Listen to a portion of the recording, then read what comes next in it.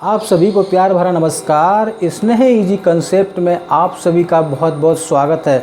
आज मैं जो टॉपिक शुरू करने जा रहा हूँ, जीवन की मौलिक इकाई the fundamental unit of life, यह 9th क्लासेस की जो साइंस का जो सिलेबस है, विज्ञान का जो पाठ्यक्रम है, उसके अंतर्गत चैप्टर 5 ये है, उसी को मैं यहाँ पे डिस्क्राइब करने जा रहा हूँ।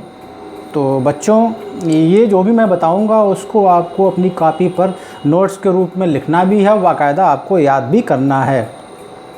ये बहुत सारे एग्ज़ाम्स के लिए भी महत्वपूर्ण रहता है, ये टॉपिक बहुत ही महत्वपूर्ण है। देखिए बच्चे, the fundamental unit of life यानी कि जीवन की एक मूल इकाई कौन है, क्या है? सेल।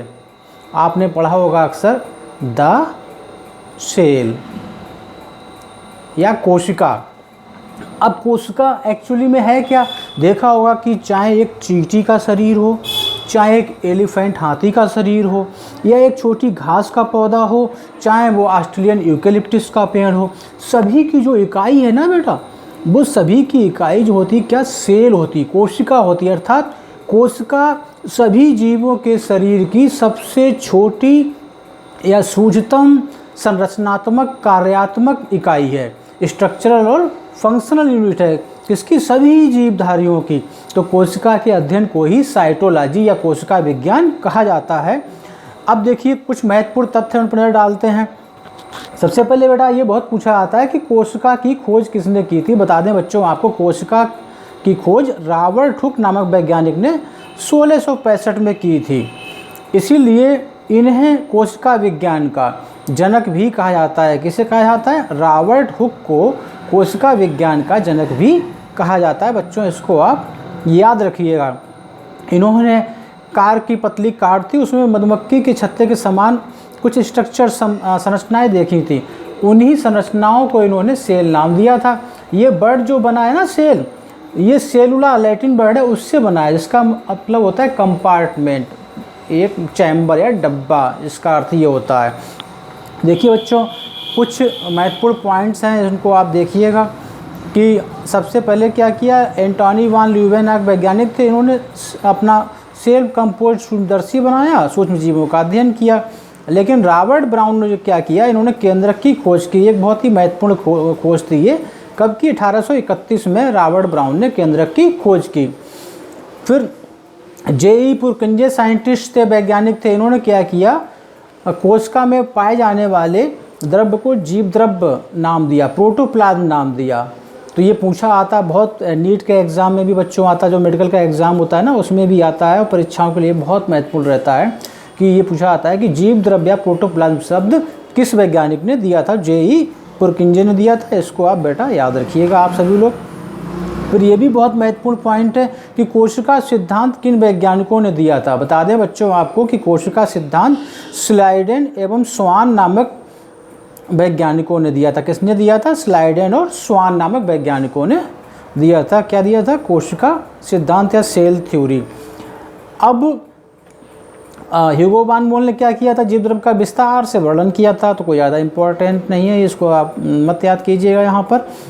फिर रूडोल्फ विर्को एक साइंटिस्ट थे, वैज्ञानिक थे। इन्होंने ये बताया था कि सभी कोशिकाएं अपनी पूर्ववर्ती कोशिकाओं से ही उत्पन्न होती हैं।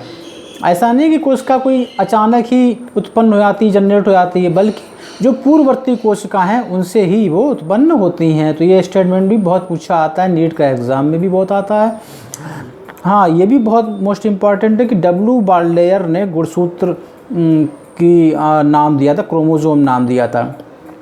तो इसको आप याद रखिएगा कि गुणसूत्र या क्रोमोसोम जो नाम दिया था, किसने दिया था? डब्ल्यू बाल्डेयर ने दिया था। इसको आप याद रखिएगा। अगला भी मोस्ट इम्पॉर्टेंट है कि अक्सर पूछा आता है कि इलेक्ट्रॉन सूक्ष्मदर्शी की खोज किसने की थी? इलेक्ट्रॉन माइक्रोस्कोप की खोज किसने की थी? बता दें बच्चों आपको कि नाल और रस्का नामक वैज्ञानिकों ने 1932 में इलेक्ट्रॉन माइक्रोस्कोप की खोज की थी? किसने की थी? नाल एवं रस्का ने खोज की थी। तो ये आप अच्छी तरीके से याद रखिएगा कि नाल एवं रस्का ने इलेक्ट्रॉन माइक्रोस्कोप की खोज की थी। इसको आप अच्छी तरह से याद रखिएगा। इलेक्ट्रॉन माइक्रोस्कोप की विशेषता ये होती है कि वस्तु को 2 लाख गुना तक बढ़ करके दिखा सकता है। अब देखिए कुछ और महत्वपूर्ण पॉइंट हैं, इनको भी आपको नोट्स के रूप में कापी पर लिखना, याद करते जाना है। कोशिका सिद्धांत एक्चुअली में है क्या, किसने दिया है, स्लाइडर स्वान ने दिया है। कब दिया है, 1839 में दिया है। इसके अनुसार क्या होता है कि सभी जीवधारियों के शरीर की इकाई क्या, कोशिका ही होती है। किस तरीके से, यानी कि सभी जीवधारियों के शरीर की संरचनात्मक, क्रियात्मक एवं आनुवंशिकीय इकाई कोशिका ही होती है। कहने का आशय है कि सभी जीवों का शरीर, चाहे जंतु हो, पौधा हो, किससे, कोशिकाओं से मिलकर ही बना होता है। ये हो गया। फिर दूसरा पॉइंट ये हो गया कि इस कोशिका के अंदर ही समस्त जैविक क्रियाएं संपन्न होती हैं। चाहे वो सिंगल सेल एक कोशिका हो, चाहे बहुत सारी कोशिकाएं हो, तो कोशिका के अंदर ही सभी जैविक क्रियाएं संपन्न होती हैं। चाहे आप पोषण करते हो, चाहे आपका रेस्पायरेशन हो, चाहे एक्सक्रीशन हो, चाहे डाइजेशन हो, तो सारी में जो क्या होता है, सेल्स के अंदर ही सारी प्रोसेस ये होती हैं।